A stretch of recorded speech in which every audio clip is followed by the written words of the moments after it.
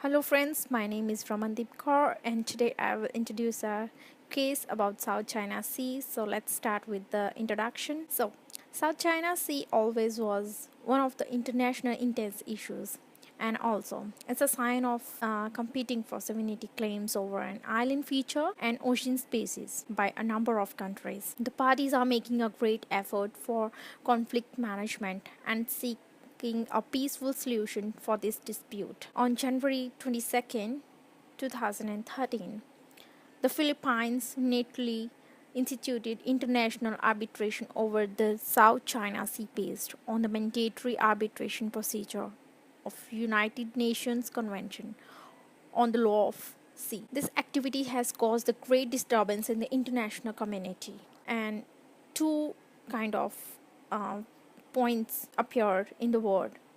One was for the United States and other was for the Western countries that consider Philippines move for creating a new idea of resolving the South China Sea dispute, and they think that China should respect for that. According to the international law to restrain the conducts in the South China Sea, on the other hand, China has taken the non-response and unacceptable measures for through the various diplomatic channels and scholars to frequently convey its position and legal interpretation to the international communities. So there was numerous reasons for this dispute, and that was very complicated, and that includes the conflicts of sovereignty that based on the historical and legal grounds,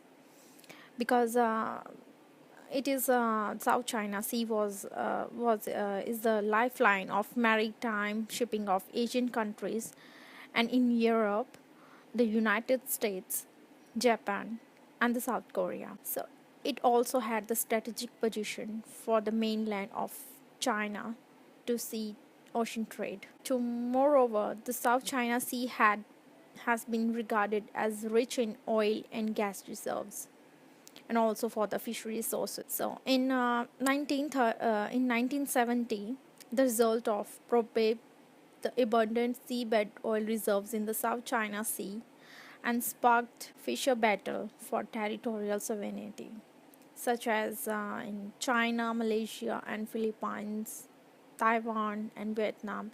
All these countries claim that the part of sovereignty over the South China Sea belonged to their own country. So this was the dispute among all of the countries. So this was all about introduction and reasons for this dispute. Now my friend will go ahead with the historical background. Thanks. According to position map of the islands in the South China Sea in 1947, shows that the main four islands are within the scope of China territory completely, and it also becomes the basis of the Taiwan government's sovereignty over the South China Sea. After that, there are some of other countries claim that a part of South China Sea was its own sovereignty, such as Vietnam, strongly posts that China had never claimed the sovereignty related over the South China Sea by the 1940, and according to the government claimed that it has documents to prove that Vietnam has effectively administrated the Yellow Sea and the Changsha Islands since the 17th century.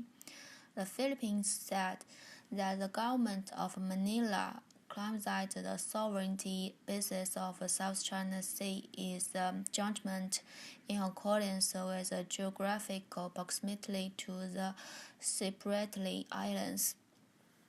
Malaya and Brunei state that, according to United Nations Convention on the Law of the Sea, delineated the exclusive economic zone includes parts of the South China Sea.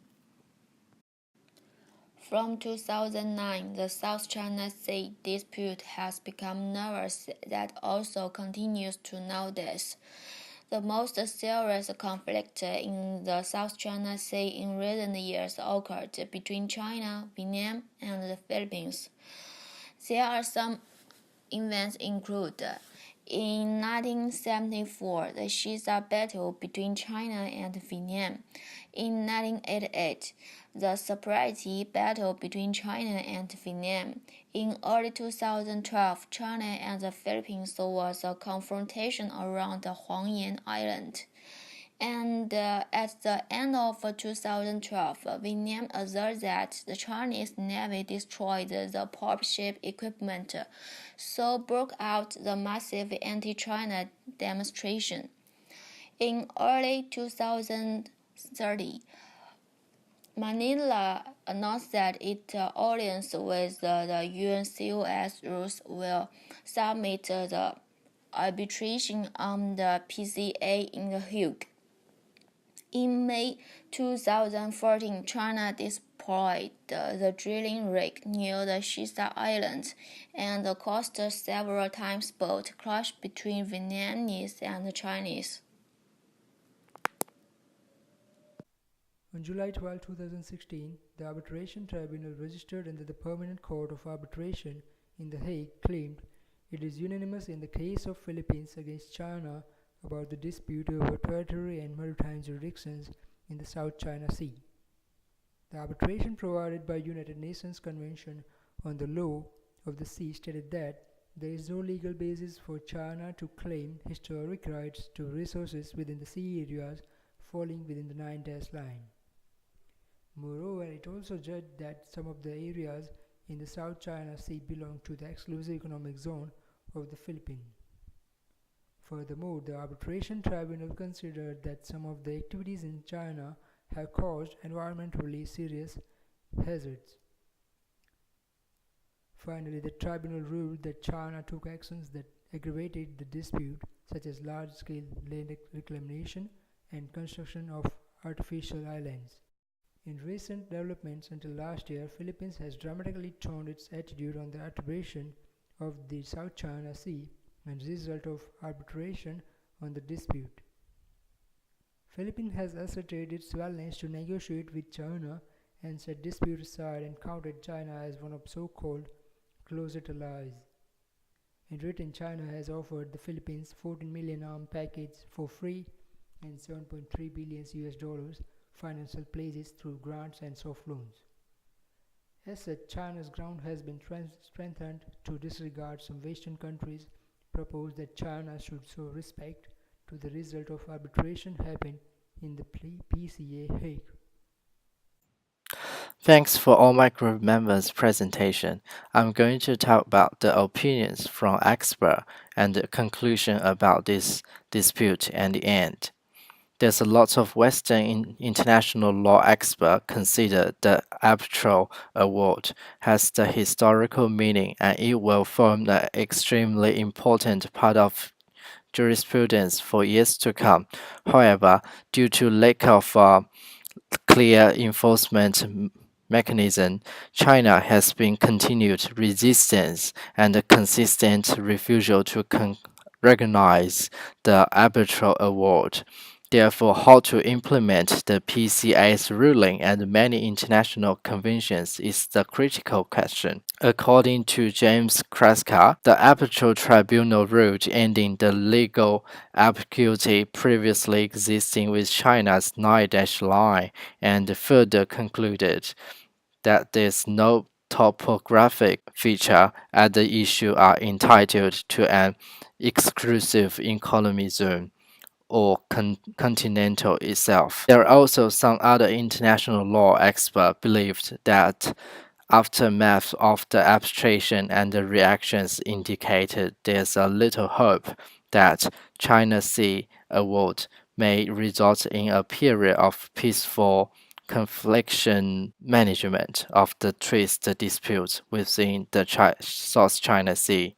This also that 9-dash line may be without legal effect. As of 2009, the other Asian countries stated to advocate such a position. In the light of Hegel, the trial's ruling, this can be potential paths forward. Conclusion: although the South China Sea dispute has been partially controlled and set aside for decades by relevant countries, the attribution of this case has raised intention again in the international community in very recent years. In the past decades, the states parties showed greater sincerity on self-restraint onto this dispute. All the parties made a great efforts for conflict management and the frank exchange of views to seek peaceful solution to this dispute. For instance, diplomatic negotiation to set aside the dispute and the joint development. Some Western countries, including USA, consider that Philippines proposed a new creative idea for resolving the South China Sea dispute and which of active significant to the ocean and region peace and stability. The expert also point out that Philippines' proposal has been accord with United States Asian Pacific rebalancing strategy, which enabled US has a role to continuously play in Asian Pacific region and business. And this is the reference list. Okay, thank you very much for watching our presentation about South China Sea dispute. Bye bye.